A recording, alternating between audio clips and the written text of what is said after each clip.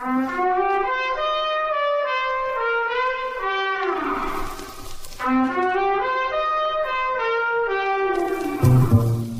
a private investigator means two things.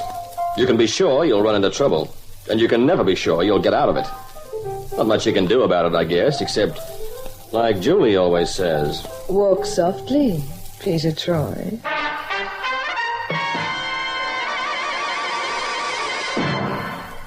Peter Troy investigates a partridge in a pear tree.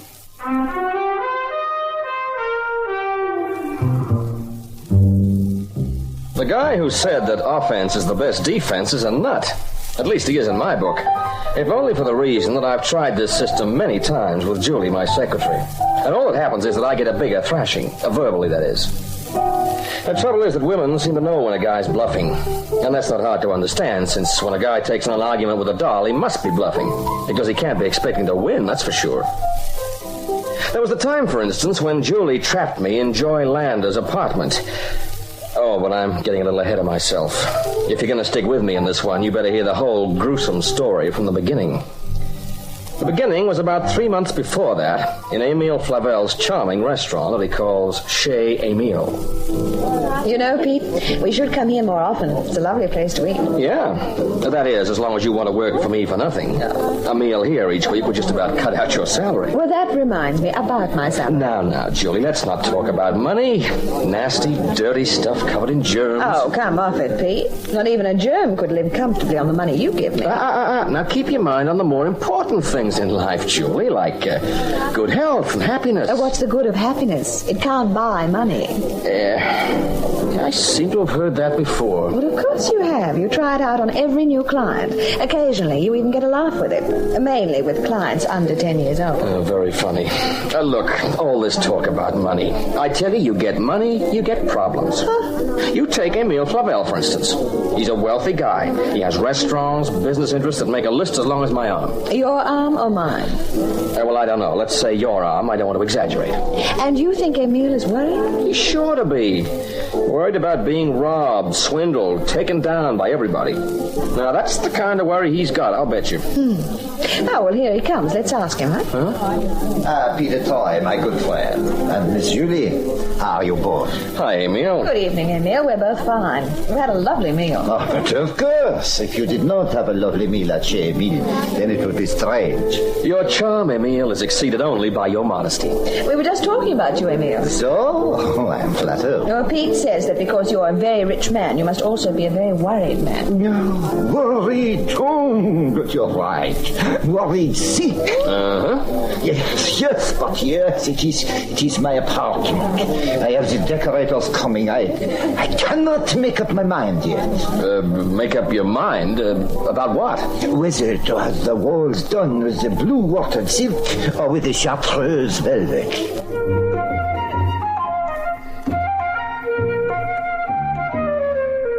The scene changes. It is now many weeks later. Our two characters, Peter Troy and Julie, find themselves in their little workaday office. And the atmosphere is rather unusual. For with us, there's a very attractive girl by the name of Joy Landers, whom normally Julie would be shooing out the door as fast as she could in order to keep my blood pressure something like reasonable. But instead, Miss Landers is crying fit to kill, and Julie is making with the motherly bit. Me. I'm wishing they'd both get the heck out and let me get on with my work. I'm sorry to carry on like this. You must think I'm a great fool. Oh, not at all, Joy. We know what you've been through. Don't we, Pete? Hmm? Oh, yeah, sure. It's just suddenly too much. I can't take it anymore. Being married to Chase Morton's a burden I've had to carry for years. And now he loses me my job. Well, now, that's not exactly the way it sounded to me, Miss Landers. Now, you told us you lost your job as Emile Flavel's secretary because of the robbery at his apartment. Oh, really, Pete? You heard her say that the police know her husband's a crook. Yeah, but Emile didn't, apparently. Not when he fired her. Oh, now see what you've done. Oh, you men. As if it's not enough for one to marry this poor girl and give her a bad reputation, you have to practically call her a liar and drive her to tears. What have I done? I'm only trying to get to the bottom of this. Miss Landers, please, will you stop crying? I'm sorry. I've no right to tell you all my personal troubles. I should have just stuck to business. Oh, Joy, don't mind what Mr. Troy says. Men just have no finer feelings at all. I'm sure Mr. Troy isn't at all like my husband. Oh, thanks. Your husband, Chase Morton, is known as one of the shadiest characters in London's East End. It sure is refreshing to know you find me a little different from him. I only wish I'd known about his background when I married him. But I was young and foolish then. Well, if you'd come to see me before you got married, I could have... You mean when she was young and foolish? Oh, yes. You'd have enjoyed that, wouldn't you? Julie, will you get off my back? Miss Landers, you worked as secretary to Emile Flavel, right? Yes. He had to have someone who could take dictation in French, you see. And my French is very good. I'd been separated from Chase for a year, and I was trying to make good on my own. Good for you. Never mind the barracking, Julie. Now, a week ago, this peacock in a bush, or whatever it is... Partridge, a partridge in a pear tree. Yeah, okay, a partridge. It was beautifully made. Carved out of a single piece of ivory. Some Englishman had it made in India over 200 years ago. Isn't that fascinating? A partridge in a pear tree. It was like the old song, The 12 Days of Christmas. Yes, that's what it was. This merchant in India had a print of the bird in the tree, and he had an Indian craftsman copy it in ivory. Oh, what do you know about that? Well, some of those Indian carvers are wonderful, I believe. Well, Pete, where are you going? Where I can find out something about this case without having to sit through a travelogue first. Oh. I'm going to see Inspector Caswell.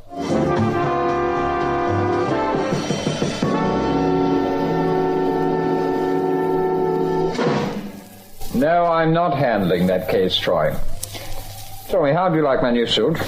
Suit? Yeah, how do you like the material? Pretty nice piece of stuff, huh? Yeah, that is a nice piece of stuff. When are you going to have it made up? Very, very funny. I'll have you know, Troy, this suit was made for me by one of the best tailors in London. Oh. Hey, was that time you took the trip to Manchester? Now, see here. No, Inspector, you see here. Look, I came asking you for some good oil on an important case of mine, and you start beating your gums about your wardrobe. What do you expect me to say? Look, I told you I'm not handling that Flavel robbery. Yeah, but you know all about it. You keep tabs on all the cases going through headquarters. I glanced at the files, yes. And you have a photographic memory. Almost. Now, about Flavel.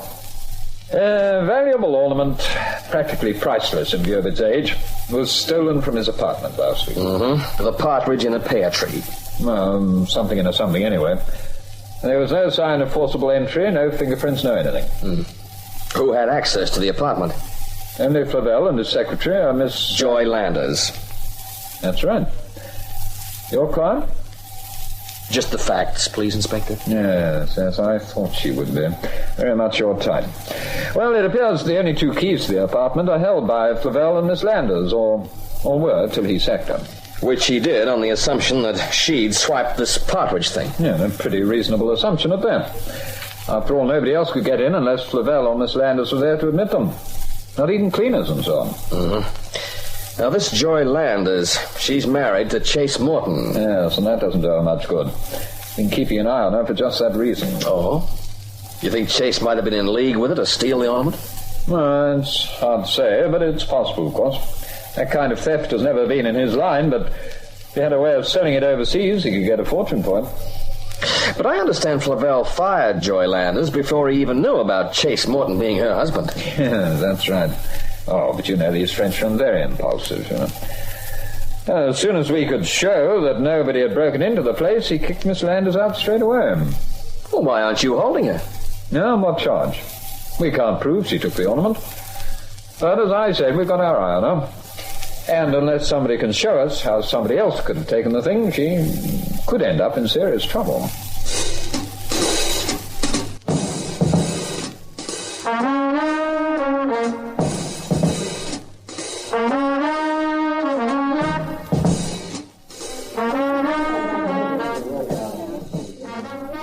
Hey, Buster, where's Morton? The boss? Oh, he's in his office. He wants to know. The man in the moon. Don't bother to announce me. I'll find my own way. Hey, come back. You can't go in there. What the... Who are you? Peter Troy, Chase, as if you didn't know. Well, buzz off, Troy. I'm not buying tonight. I'm not selling. I'm asking. And I'm stone deaf. Now, get out of here before I call my boys. How did a girl like Joy Landers ever get mixed up with a creep like you? Joy?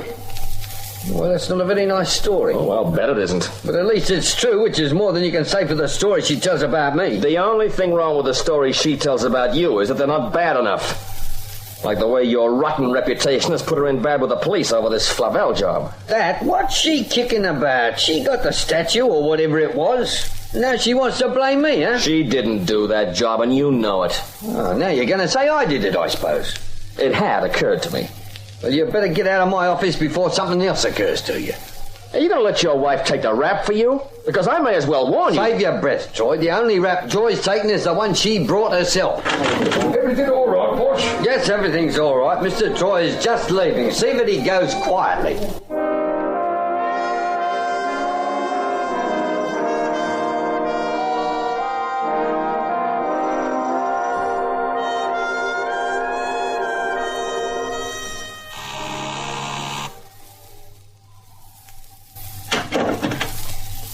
Why, Mr. Troy, is this a surprise? Yeah, not too unpleasant, I hope. Why, no, not at all. But it is rather late. Well, I felt it was high time you and I got together and had a nice, quiet little chat, Joy. You don't mind if I call you Joy, do you? No, of course not. Well, may I come in? I know it's after 11 o'clock. It doesn't matter. Come in, by all means. Oh, thanks. It's a nice, cozy little place you have here. Well, let's sit down and make ourselves comfortable, huh? All right. Oh, boy, it's good to get the weight off my feet. Would you like a drink? Well, yeah, I would. A drink would be just the thing. What would you like, Mr. Troy? Strychnine or arsenic? Julie! Yes, Julie. Didn't Joy mention it? I came over to stay the night with her because she was so upset. And what did you come for?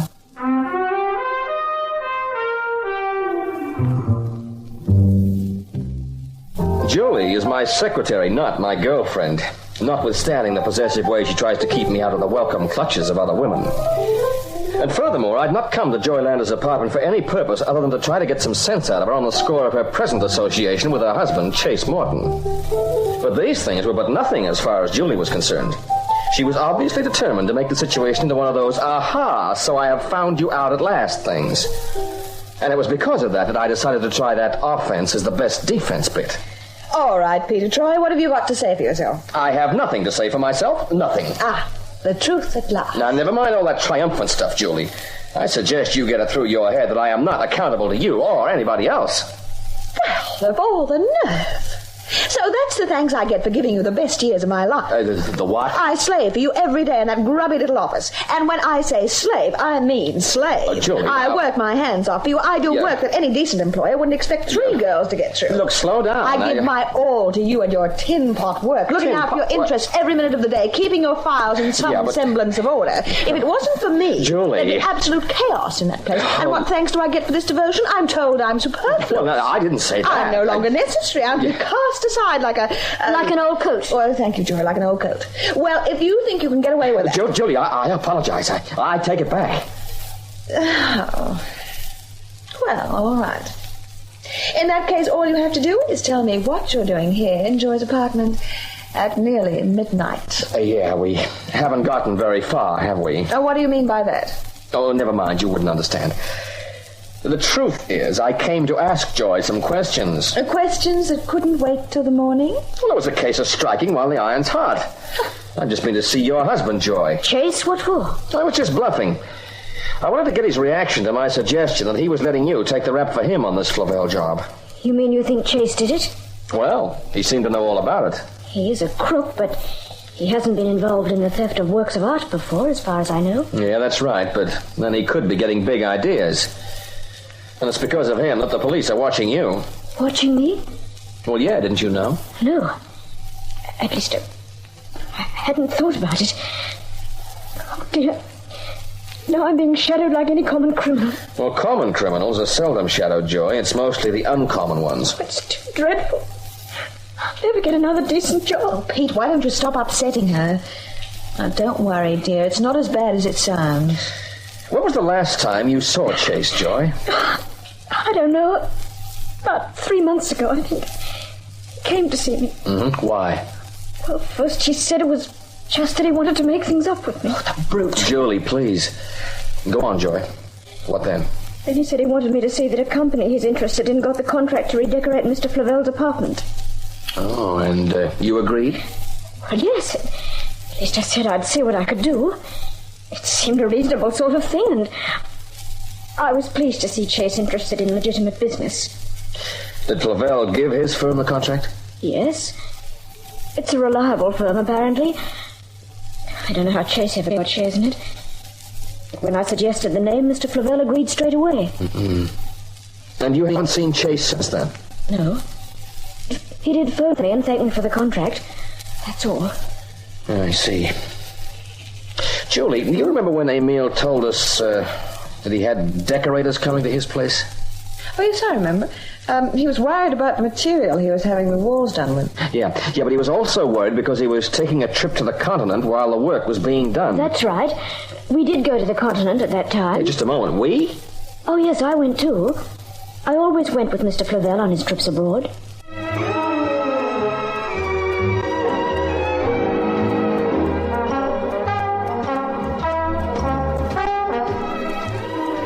I must say you're making an uncommon nuisance of yourself, Troy. Nuisance? It's all in the interest of justice, Inspector. Oh, I gather you'd like to solve this Flavel case, the theft of the ivory partridge and the pear tree? I told you before, I'm not handling that case. I know, but there's no law against you solving it, is there? Next you'll be telling me what a feather in my cap it'll be if I solve somebody else's case in my spare time. Oh, now, how did you know I was going to say that? Now, really, Troy, I don't want to get mixed up in this, and I haven't the time anyway. Oh, good. I'm glad to have your help, Inspector. Now, here's what I want. The names, addresses, and backgrounds of certain employees of the Chic Decor Limited. It's an interior decorating firm.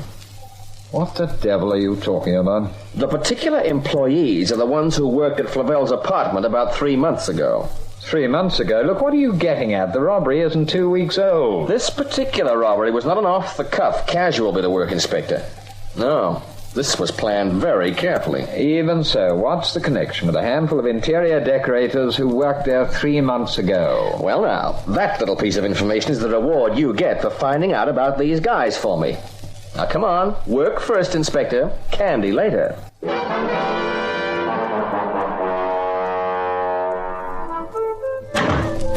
Oh, hi, Julie. Hi. Oh, you still mad at me? Can you think of any good reason why I shouldn't be? I mean, bursting into Joy Lander's apartment late at night. I didn't burst in. She let me in. That's no excuse. She is a woman alone. Oh, Julie, didn't you once accuse me of getting all my lines out of soap opera? Well, so you do. At least you do when you're pretending to pay me a compliment. But that woman alone bit you just threw at me. And all that jazz you turned out at Joy's place last night. Honey, the soupy dialogue I've listened to from you these last few days is enough to turn me off women for life. Put that in writing and I'll swear off soap opera forever. Oh. Anyway, what about Joy Landers? And what are you doing to help her? Oh, don't worry about that. I got that situation right in the hollow of my hand. You're sure you don't mean in the hollow of your head? Julie, you know something? Sometimes I don't think you respect me the way a good secretary ought to respect her boss. You know something? Oh, what? I don't. Well, you may as well know that I have one of my hunches. Oh, don't tell me about it. Let me guess. You never would. Yeah, but it goes something like this. And when this is over, you're going to be sorry you've been so difficult lately. Oh, I'll get it. Peter Troy. Oh, yeah, Inspector. You have? Swell. We'll be right down. Come on, Julie. Let's get down to the inspector's office. He has some very interesting information for us.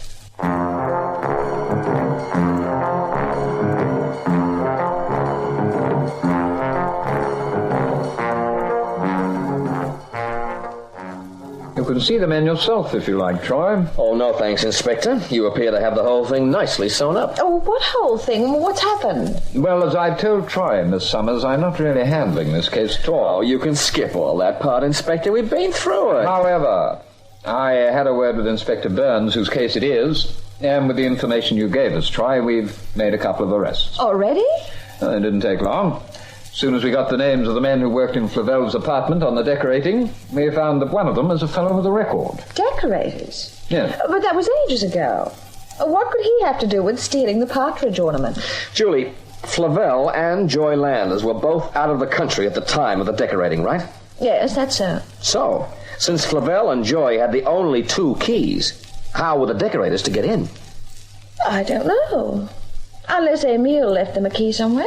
He did. He left it with the head of the firm, who gave it to the men. One particular man, in fact, who seemed just a little too eager to have it. Well, we've picked up the fellow and Morton. Of course, they swear they had nothing to do with the robbery. Well, I still don't get it.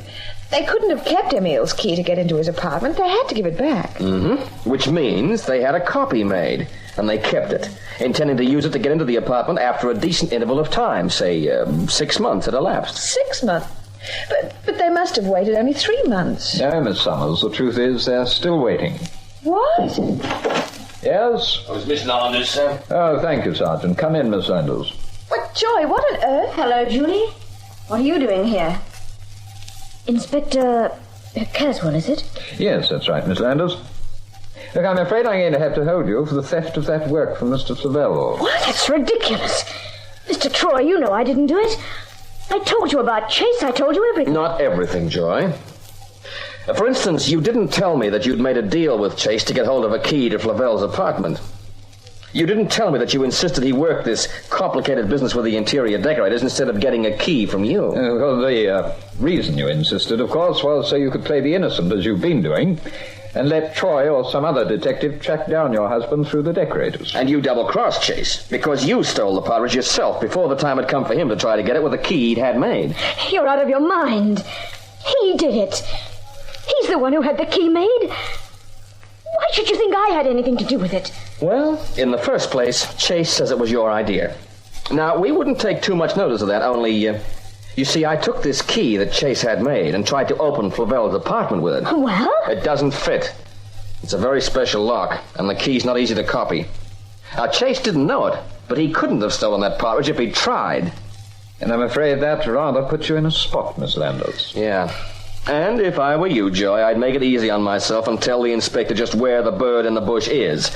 Well, hey, bird in the bush, Partridge in a pear tree, you get it? I get it. But just in case you're thinking of pulling a corny gag like a partridge in the hand is worth 2 in a pear tree, well, you're just asking for trouble. I suggest you walk softly, Peter Troy.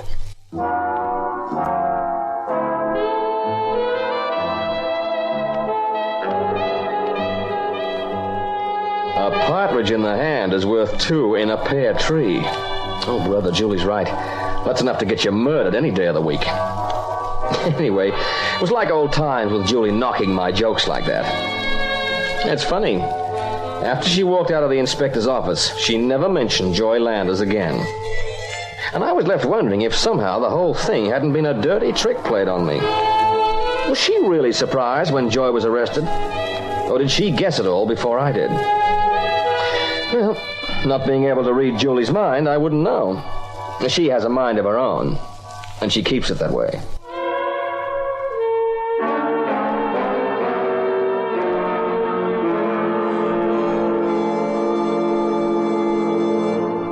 Walk Softly, Peter Troy is an Our Transit production written by Creswick Jenkinson and directed by Russ Riker.